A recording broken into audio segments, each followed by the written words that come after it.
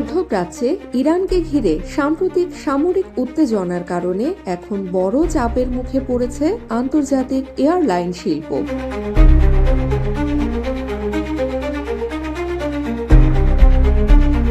যুক্তরাষ্ট্র ও ইসরায়েলের হামলার পর মধ্যপ্রাচ্যের কয়েকটি দেশ তাদের আকাশসীমা বন্ধ করে দিয়েছে।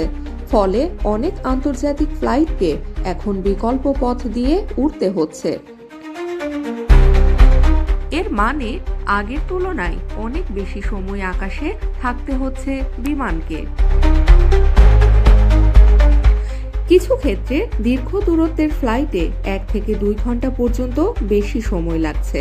এতে জ্বালানি খরচ বেড়ে যাচ্ছে 15 থেকে 20% পর্যন্ত।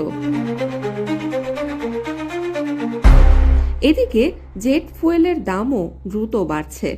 মার্চের শুরুতে ইউরোপে জেট ফুয়েলের দাম পৌঁছেছে প্রতি মেট্রিক টনে প্রায় $1260, যা ইউক্রেন যুদ্ধের শুরুর পর সর্বোচ্চ।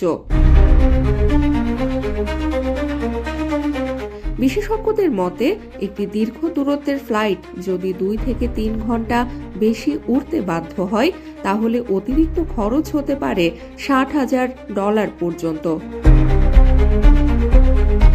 শুধু জ্বালানি নয়, বাড়ছে বিমানের বিমা খরচ, ক্রুদের অতিরিক্ত সময়ের বেতন এবং বিকল্প বিমানবন্দরে অবতরণের খরচও।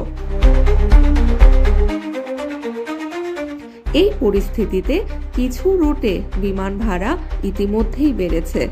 উদাহরণ হিসেবে ভারত ও মধ্যপ্রাচ্যের মধ্যে কিছু ফ্লাইটের ভাড়া 4 গুণ পর্যন্ত বাড়ার খবর পাওয়া গেছে। বিশ্বের এয়ারলাইনগুলো সাধারণত খুব কম মুনাফায় ব্যবসা করে, তাই খরচ বাড়তে থাকলে শেষ পর্যন্ত তার প্রভাব পড়তে পারে যাত্রীদের পকেটেই। বিশেষজ্ঞরা বলছেন, যদি মধ্যপ্রাচ্যের এই সংঘাত দীর্ঘস্থায়ী হয়, তাহলে বিশ্বজুড়ে বিমান ভাড়া আরও বাড়তে পারে।